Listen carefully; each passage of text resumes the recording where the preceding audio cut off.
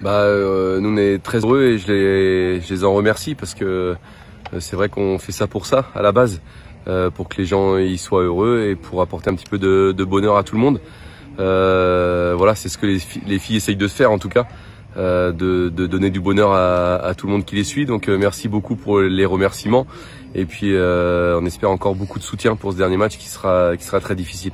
48 heures après Mexique, 48 heures avant Jamaïque, comment se présente le groupe?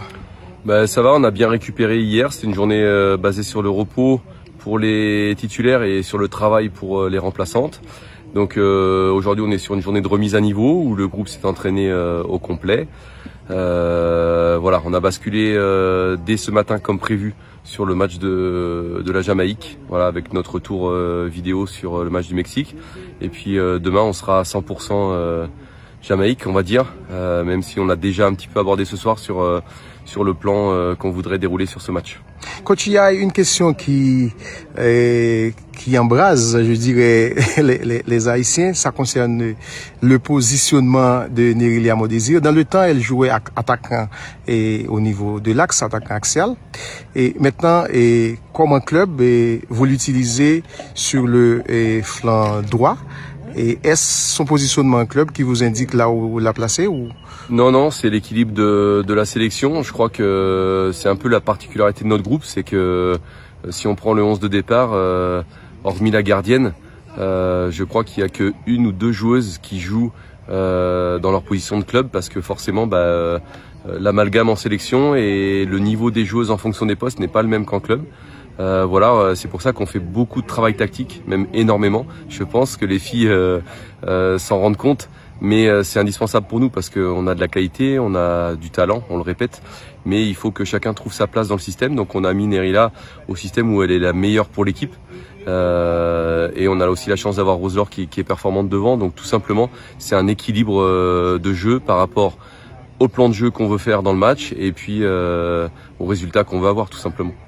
En ce qui concerne la Jamaïque maintenant, vous visionnez les vidéos, vous avez vu des matchs et des bouts de match de cette équipe? Ouais, plus que des bouts de match, puisque comme je l'avais précisé, pour le Mexique, on travaille déjà depuis 2 mois, presque 3 mois sur la Jamaïque. J'ai un adjoint qui est dédié à la Jamaïque. Et puis au courant de la semaine, les autres membres du staff technique se sont joints à lui. Mais déjà, on a déjà beaucoup observé cette équipe. Donc voilà, on est prêt. On travaille beaucoup sur la vidéo avec les joueuses aussi. Donc voilà, on fait tout comme pour les autres matchs, il n'y a pas de différence. On a préparé les États-Unis comme on préparera la Jamaïque dans 48 heures. La Jamaïque qui n'a qu'une chose en tête, remporter la victoire pour se qualifier, alors que nous, on peut se contenter de nul. Oui, c'est un petit peu comme contre le Mexique. Je crois que le nul nous allait aussi. On a été chercher la victoire, donc ça sera exactement le même scénario. On aura une équipe face à nous qui jouera pour gagner à 100%. Et nous, on sera là aussi pour remporter la victoire parce que on l'a dit en conférence de presse, il nous fallait 3 exploits. Ce qui est peut-être impensable avant le début de la compétition. Pour moi, on en a fait un, presque un deuxième face aux États-Unis, parce qu'on voit qu'on a fait 3-0, que la Jamaïque a perdu 5-0. Donc il faut être réaliste et être prêt à ce match-là. Ça sera pas le match le plus facile, loin de là. C'est un match qu'il faut préparer comme les autres et il faut être très sérieux.